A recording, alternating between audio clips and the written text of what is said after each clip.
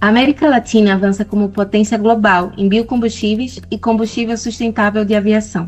O Brasil lidera o movimento, com políticas públicas e investimentos que posicionam a região como decisiva na transição para a energia limpa. E esse será o tema da conferência que a Argos promove em São Paulo, entre 15 e 17 de junho.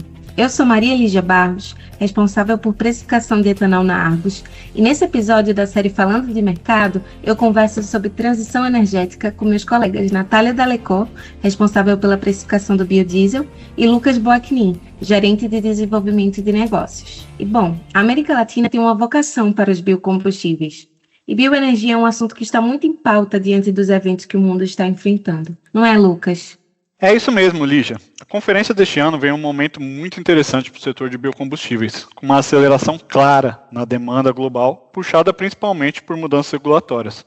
Só para dar de exemplo, estamos falando de um crescimento de cerca de 10% já em 2026. E ainda teremos a oportunidade de discutir em profundidade os novos mandatos dos Estados Unidos e na Europa, que estão levando de forma significativa a demanda por HVO, SAF e biodiesel, e principalmente por feedstocks renováveis, que, aliás, passam a ser um dos grandes gargalos da indústria global. Além disso, os eventos geopolíticos e as políticas energéticas vêm acelerando a adoção de biocombustíveis na Ásia. Um destaque para os programas ambiciosos como o B50 na Indonésia e avanços de blend de etanol e combustíveis renováveis em diversos países da região.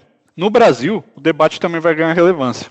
Vamos discutir o início do mandato de SAF, previsto para o início do próximo ano, 2027, e a crescente importância do país como fornecedor de feedstocks, como sebo e uco, no mercado internacional. Outro ponto da agenda é a busca por soluções de descarbonização em setores conhecidos como de difícil descarbonização, hard to abate, como o transporte marítimo.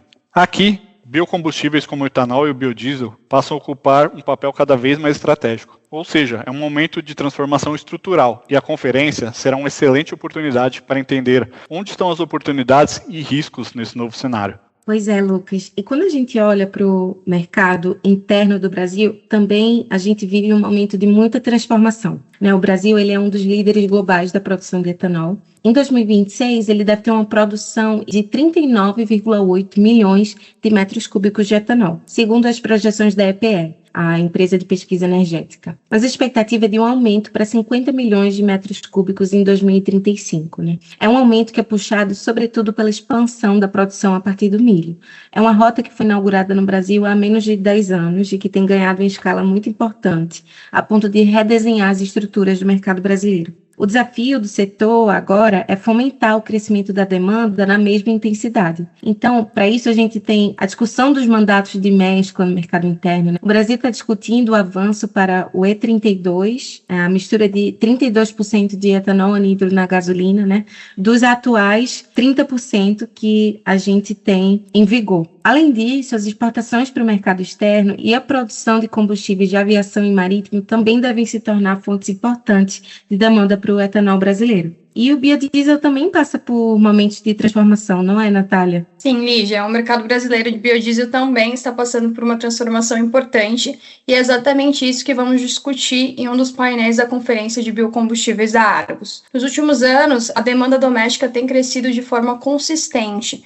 Ainda assim, o setor opera com cerca de 40% de capacidade ociosa, o que tem levado as empresas a olhar cada vez mais para o mercado externo. Os números mostram isso. De 2024 para 2025, as exportações de biodiesel registraram um aumento de aproximadamente 27%, superando 85 mil metros cúbicos embarcados.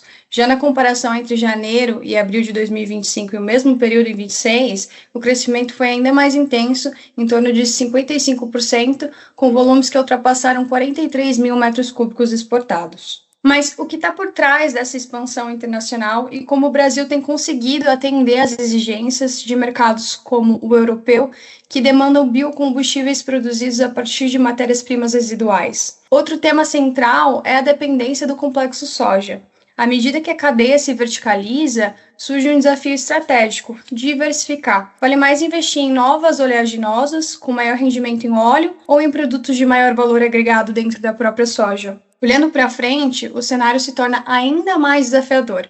A expectativa de aumento do mandato de biodiesel, além do avanço de combustíveis como SAF e HVO, deve pressionar ainda mais a demanda por óleo vegetal. A indústria está preparada para isso? E o que acontece com o farelo nesse novo equilíbrio? Por fim, há o desafio das empresas não verticalizadas, que enfrentam maior exposição à volatilidade dos preços de insumos, especialmente em um ambiente de instabilidade geopolítica e crescente competição por matérias-primas residuais. Esses são alguns dos pontos que vamos discutir com especialistas que estão no centro dessas decisões. É um painel essencial para entender os próximos passos do biodiesel no Brasil.